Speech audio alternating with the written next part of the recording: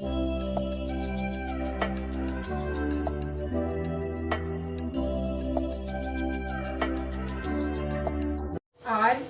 वट सावित्री का व्रत है और अमावस्या भी है। तो मैं वट सावित्री का व्रत तो नहीं करती हूँ, पर मैं हर महीने की अमावस्या जरूर पूजती हूँ।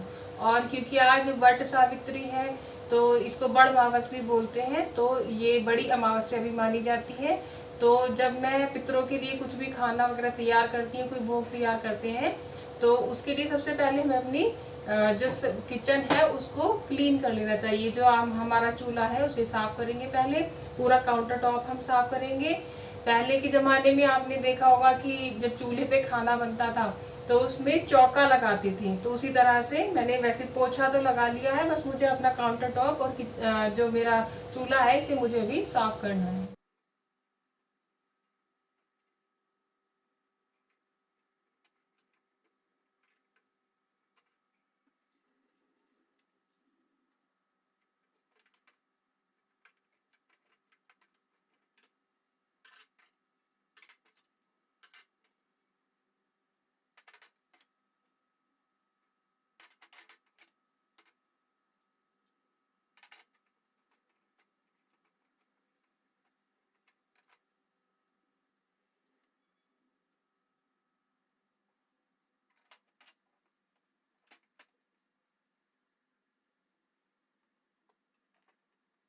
तो मेरा काउंटर टॉप क्लीन हो गया है, चूल्हे को मैंने साफ कर लिया है। अब मैं खीर बनने के लिए रखूंगी कुकर में, क्योंकि इसका तला थोड़ा भारी होता है, खीर इसमें लगती नहीं है, उबल के बाहर भी नहीं आती है। तो हम ले रहे हैं ये 1 लीटर फुल क्रीम दूध।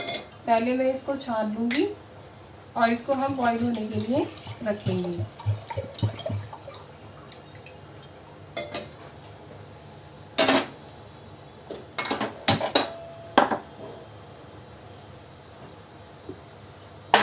खीर के लिए मैंने ये आधा कटोरी चावल, आप अपने दूध के हिसाब से चावल लीजिएगा। मैंने आधा कटोरी छोटी कटोरी चावल लिए हैं।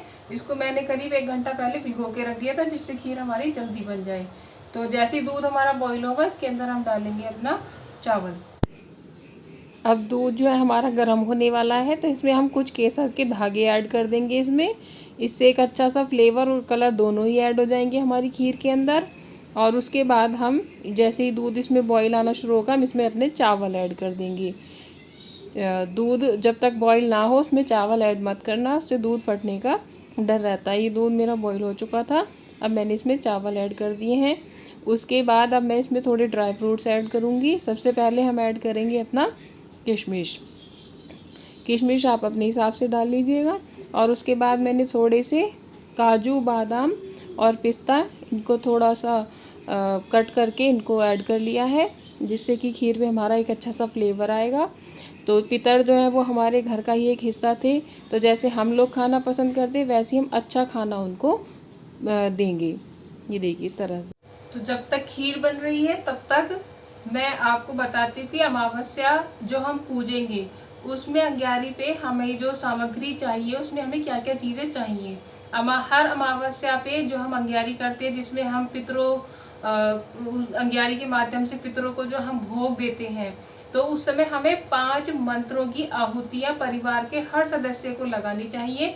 इससे घर में सुख शांति आती है, बीमारियां खत्म होती हैं, सकारात्मकता आती है और हमारे घर से गरीबी भी दूर होती है।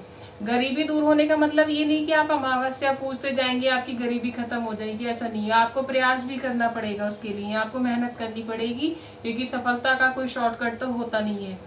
तो आपको मेहनत तो ऑब्वियसली करनी पड़ेगी। खाना अगर आपके सामने है तो उसे भी आपको उठा के खाना पड़ेगा, तो मेहनत तो ऑब्वियसली करनी ही पड़ेगी। पर इस प्रयोग से होता क्या है कि घर में सकारात्मकता आती है, हमारी सोच अच्छी होती है, बच्चों में अच्छे संस्कार आते हैं, हमें पितरों का आशीर्वाद मिलता है।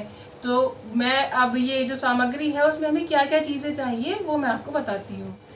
तो इसके लिए हमें चाहिए गूगल। ये गूगल है, सभी के घरों में होता है, जितने भी हिंदू धर्म के लोग हैं ये गूगल होगा आपके घर में। सभी के मंदिर में ये कपूर भी होगा। और हमें इसके लिए चंदन पाउडर चाहिए। ये मेरे पास पीला है, वैसे सफ़ेद चंदन पाउडर का यूज़ करना चाहिए इसमें। और इसी के साथ हमें इसमें तिल डालने हैं और ये जौ डालेंगे। तो अब देखिए हम इसको कैसे बनाते हैं। और उसी के साथ हमें चाहिए गाय का घी। तो अब मैं क्या करूँगी, देखिए थोड़ा थोड़ा इनमें सभी में से हम अपना सामान लेंगे। हमें सिर्फ 5 आहुतियों के हिसाब से, परिवार के जितने सदस्य हैं उस हिसाब से इस सामग्री को हमें बनाना चाहिए। हर महीने आपको सामग्री बनानी चाहिए, उतनी ही सामग्री। तो इसके लिए मैं करीब इतने जौ ले रही हूँ ये। और उसके बाद हम लेंगे काले तिल,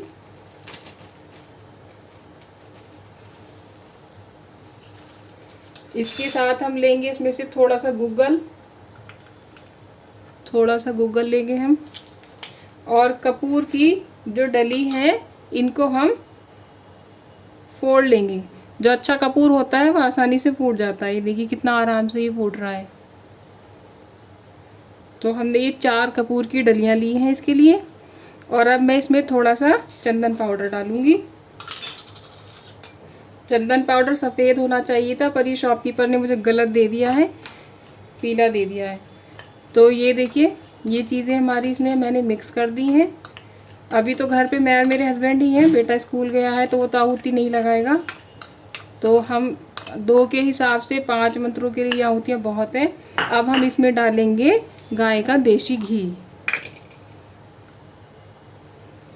तो ये देखिए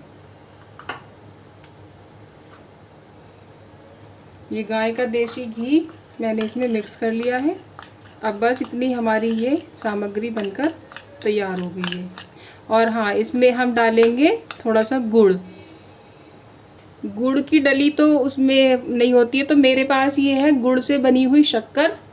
तो हम इसको डालेंगे इसमें। देखिए अब हमारी ये सामग्री एकदम तैयार है। और उसी के साथ हमें चाहिए एक छोटा सा जो गाय के गोबर का उपला होता है, ये कंडा जो भी आप बोलते हैं, छोटा सा हमें ये अंग्यारी करने के लिए चाहिए। और उसी के साथ हमें चाहिए हमारा ये हवन कुंड। ये मेरा छोटा सा हवन कुंड है, मैंने इसको धो के रख लिया था। नवरात्रों वगैरह में भी मैं इसका यूज़ करती हूँ। तो अभी खीर बनने में समय है तो मैं अभी अंग्यारी होने नहीं रखूँगी। खीर भी लगभग हाफ कुक तो हो गई है। ये देखिए चावल लगभग दुगनी क्वांटिटी के हो गए हैं। अब इसमें थोड़ा सा समय तो लगेगा ही। तो जब हम अमावस्या की अंग्यारी करेंगे तो उस समय हमें जल चाहिए। तो उसके लिए मैंने एक लोटा ले लिया है। जो जल ये हमारा होगा, इसी से हम अंग्यारी को ठंडा करेंगे, पितरों को विदा देंगे और इसी को हम सूर्य को अर्पण करेंगे। तो इसके लिए मैंने ये लिया है थोड़ा सा इसमें गंगा जल। उसके बाद हम इसमें डालेंगे थोड़े से काले तिल, 1 चुटकी काले तिल। अमावस्या में काले तिल का बहुत ज़्यादा प्रयोग होता है, जैसे तर्पण वगैरह करते हैं तो उसमें भी काले तिल का ही प्रयोग ज़्यादा किया जाता है। इसी के साथ हम डालेंगे इसमें शक्कर, गुड़ वाली शक्कर। और फिर हम इसको नॉर्मल पानी से भर लेंगे। तो ये हमारा लोटा जो है ये तैयार हो गया है अमावस्या पूजने के लिए। और मैंने अंग्यारी होने के लिए रख दी है। और इधर खीर भी मेरी लगभग बन के तैयार है। इसी के साथ मैंने अपनी थाली भी तैयार कर ली है। इसके लिए मैंने ये 2 रोटियां सेकी हैं। ये हमने जो लोटा मैंने आपको बताया था वो, और जो सामग्री बताई थी, इसके साथ थोड़ा सा कपूर लिया है, माचिस चाहिए। और हमें ये लौंग का जोड़ा चाहिए। लौंग आप हमेशा ही फूल वाली लेना, इस तरह से।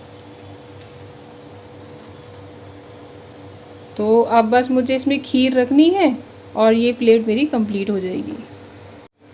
तो ये प्लेट मेरी अब कंप्लीट हो गई है। इसमें खीर भी आ गई है। खीर में मैंने चीनी नहीं डाली है, इसमें हमने डाली है गुड़ की शक्कर। और यही डलती है अमावस्या की खीर में। उसके लिए हमें 2 दिए भी चाहिए। एक दिया तो जब हम अंग्यारी पूजेंगे, घी का दिया है और ये पितरों के लिए है। दूसरा दिया ये तिल के तेल का दिया है। इसमें मैंने बहुत थोड़ा सा तेल डाला है, सिर्फ बत्ती भी हुई है। ये हमें चाहिए जब हम सूर्य जी को जल चढ़ाने जाएंगे। हमने जो सामग्री हमारी तैयार करी थी ये हम कर लेंगे और इससे हम अपने पितरों को भोग लगाएंगे। तो अब हम 5 मंत्रों का इसमें आहुतियां हम लगाएंगे। तो सबसे पहले तो हमें अपनी अंग्यारी शुरू करनी है। तो उसके लिए हम थोड़ा सा घी डालेंगे और उसके बाद अंग्यारी शुरू करेंगे। लेकिन उससे भी पहले हमें अपने पितरों का आवाहन करना है। जो हमारे पितर हैं हमें उन्हें आमंत्रण देना है, जिससे कि वो आए और हमारे द्वारा बनाए गए भोग को स्वीकार करें और हम पर अपना आशीर्वाद प्रदान करें। तो हम सबसे पहले अपने पितरों का ध्यान करेंगे, उन्हें आमंत्रण देंगे।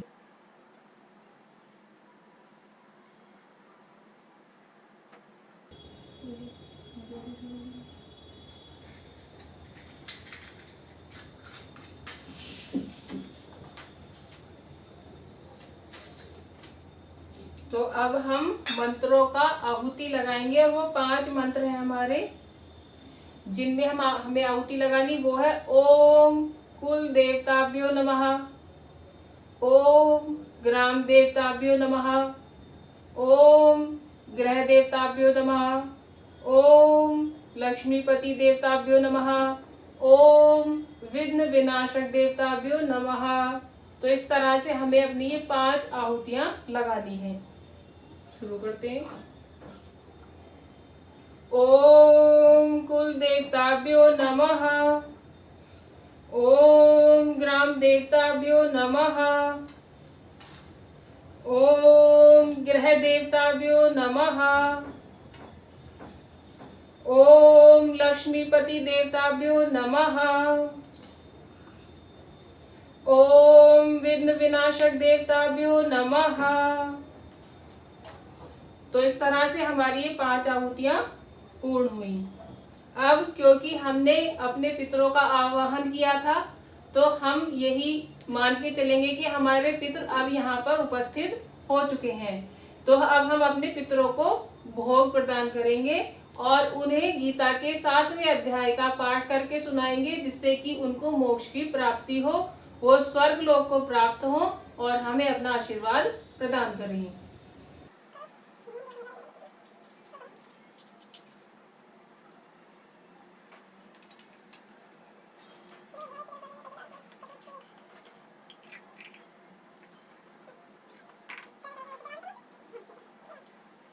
तो हमने अपने पितरों को जो हमारे द्वारा बनाया गया भोग था वो हमने अर्पण कर दिया है, और लोगों का जोड़ा प्रार्थना करके कि हमारे घर में सुख शांति का वास हो, सकारात्मकता हो, सबका अच्छा स्वास्थ्य बना रहे, दरिद्रता दूर हो और हमारे घर में एक सकारात्मक माहौल बने। तो अब हम गीता के 7वें अध्याय का पाठ शुरू करते हैं। वाह। तो ये 7वें अध्याय का पाठ हमारा पूर्ण हुआ है। हम यही भावना करते हैं कि हमारे पितरों ने इस अध्याय को सुना, 7वें अध्याय को, और उनका कल्याण हो, वो हमें अपना आशीर्वाद प्रदान करें। इसी कामना के साथ हम अपने पितरों को विदाई देते हैं। अब हमें सबसे पहले अपने पितरों से प्रार्थना करनी है, ये मानकर कि वो यहाँ उपस्थित हैं।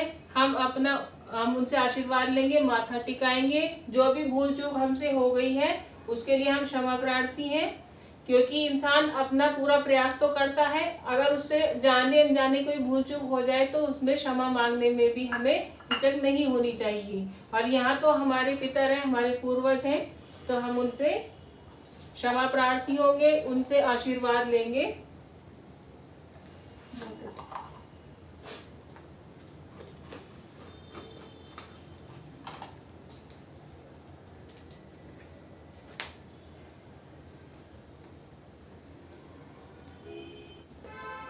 तो अब हमने अपने पितरों से क्षमा प्रार्थना कर ली है, उनसे अपने लिए आशीर्वाद प्राप्त किया है, और आप भर भर के आशीर्वाद मांगिए अपने पितरों से। पर मेरी ये भी कहना है कि आपके घर में जो आपके माता पिता हैं, आप उनकी सेवा कीजिए। अब इसके बाद हम जो हमने लोटे में जल लिया था उससे हम 3 बार इस तरह से घुमा के जो हमारी अंग्यारी है उसको हम ठंडा करेंगे, और इसका मतलब ये होता है कि हमने अपने पितरों को विदाई दी है। अंग्यारी जिस तरह से हम अपने घर में पूजा करते हैं और जल का छींटा लगाते हैं, उसी तरह से हमें अंग्यारी को ठंडा करना और अपने पितरों को विदाई देनी है और अपने लिए आशीर्वाद प्राप्त करना है कि हमारे पितर हमारा कल्याण करें। इसके बाद हमें क्या करना है कि अब सूर्य देव को हमें जल चढ़ाना है। तो सबसे पहले हमें जो दिया है उसको दिखाएंगे और सूर्य देव से प्रार्थना करेंगे कि जो हमने गीता के 7वें अध्याय का पाठ किया है उसका फल हमारे पितरों को मिले, उनके मोक्ष की प्राप्ति हो और वो हमारा कल्याण करें। और उसके बाद जल चढ़ाएंगे और जो हमने भोग निकाला था उसको हम गाय को खिला देंगे।